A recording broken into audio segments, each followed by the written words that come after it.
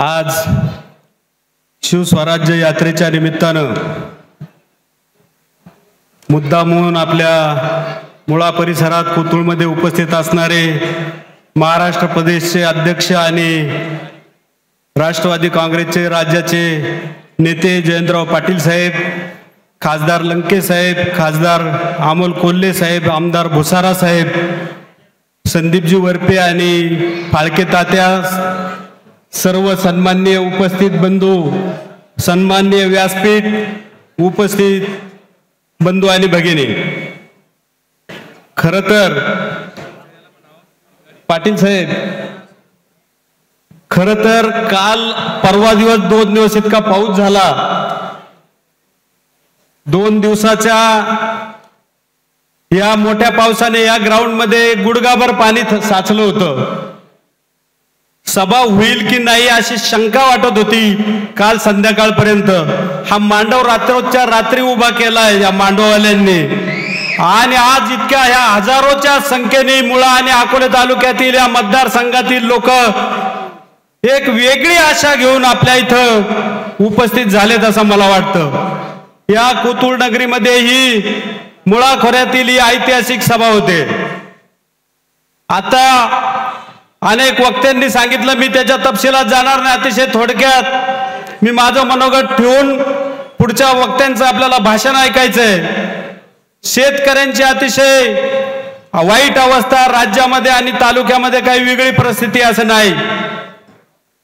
बेरोजगारांची परिस्थिती काय आहे हे सगळं आपल्याला माहित आहे. पाटील साहेब, माझ्या गावामध्ये 1 महिनाभर दुधाचं आंदोलन झालं.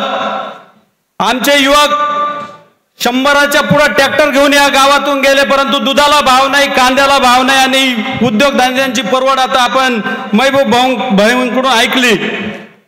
ही जी राज्याची परिस्थिती आहे हीच आमच्या तालुक्याची परिस्थिती आहे. मागच्या पंचवार्षिक मध्ये आमचं सरकार सत्तेवर नाही ही सबब सांगून आमचा मतदारसंघ मागे राहिला. आता ह्या पंचवार्षिक मध्ये 2 सरकारांमध्ये भागीदारी करणारे आमचे आमदार, परंतु आमच्या पाण्याचा प्रश्न, आमचा विजेचा प्रश्न, आमचा आरोग्याचा प्रश्न, आमचा शिक्षणाचा प्रश्न, आमचा बेरोजगारीचा प्रश्न कायम ठेवून जुजबी कामांमध्ये विकासाचं नाव देऊन दारोदार फिरतायत. अशा प्रकारची आमची तालुक्याची ही दयनीय अवस्था. महाराष्ट्रामध्ये सर्वत्र समाजाची वीण उसकटली.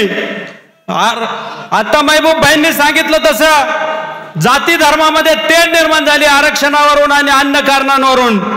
आणि अशा या परिस्थितीमध्ये जयंत पाटील साहेब शिवस्वराज्य यात्रा आपल्या गावामध्ये घेऊन आले. या सगळ्या ढवळलेल्या महाराष्ट्रामध्ये खरं जर आता शिवाजी महाराजांची, फुले शाहू आंबेडकरांची आणि सावित्रीबाई फुलेंच्या विचाराची गरज महाराष्ट्राला आहे. आणि म्हणून मला वाटतं अमोलजी कोल्हे साहेब आणि जयंत पाटील साहेबांनी ही शिवशाही यात्रा महाराष्ट्रभर काढली आणि आज आपल्या गावामध्ये आलेत. आता मी काही याच्यावर जास्त बोलणार नाही.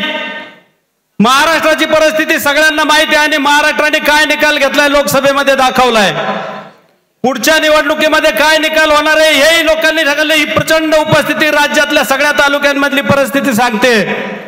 निश्चितपणाने मागच्या 2 महिन्यापूर्वी शरद पवार साहेब अकोल्याला आले होते. अशाच पद्धतीने हजारोच्या संख्येने मोठी सभा झाली. त्यांनी सांगितलं हे सगळे प्रलंबित प्रश्न आमचं महाविकास आघाडीचं सरकार येईल, अमित भांगरे आमदार होतील आणि आम्ही हे सगळे प्रश्न मार्गी लावू. परंतु साहेब, पवार साहेबांच्या विचाराचं सरकार येणार आहे, बरोबर आहे, पण पवार साहेब काय आता सरकार चालवणार नाही या वयामध्ये. आपण राज्याचे नेते आहात. खरं तर सरकार चालवण्याची धुरा आता आपल्याकडे येणार आहे. ही राज्याची विस्कटलेली आर्थिक घडी 1995 ते 99 साली युतीचं सरकार होतं आणि त्यावेळेला सुद्धा आर्थिक घडी अशीच विस्कटली होती. त्यावेळेला सलग 9 वर्ष राज्याचे अर्थमंत्री म्हणून बजेट मांडून राज्याची आर्थिक घडी आपण सुदृढ केली आणि सुस्थितीत हे राज्य आणलं. आता सुद्धा पुढच्या 2 महिन्याने तुमच्यावर मोठी जबाबदारी या राज्याची धुरा सांभाळण्याची येणार आहे आणि त्यावेळेला आम्ही सगळे ही उपस्थिती दाखवते, इथून अमित भांगरे आमदार म्हणून पाठवणार आहोत.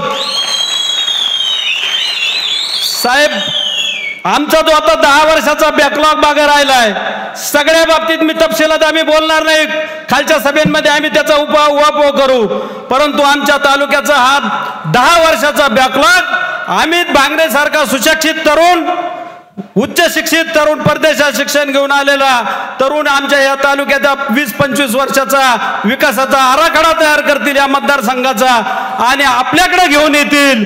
आपण जसा इस्लामपूर आणि वाळवा तालुक्याचा विकास केला तसा आमच्या अकोला तालुक्याकडे आमची दृष्टी राहू द्या, आमच्या मतदारसंघाकडे दृष्टी राहू द्या, अशा प्रकारची विनंती तुम्हाला आम्ही या सगळ्या जनतेच्या वतीनं करतो. साहेब, सगळे लोक सोडून गेले. आता महबूब भाईंनी सांगितलं, ज्यांनी शपथा घेतल्या बाजार तळावर अकोल्याच्या, ते काय खोट्या विकासाच्या नावाखाली आपली स्वतःची तुंबडी भरण्यासाठी इथून निघून गेले.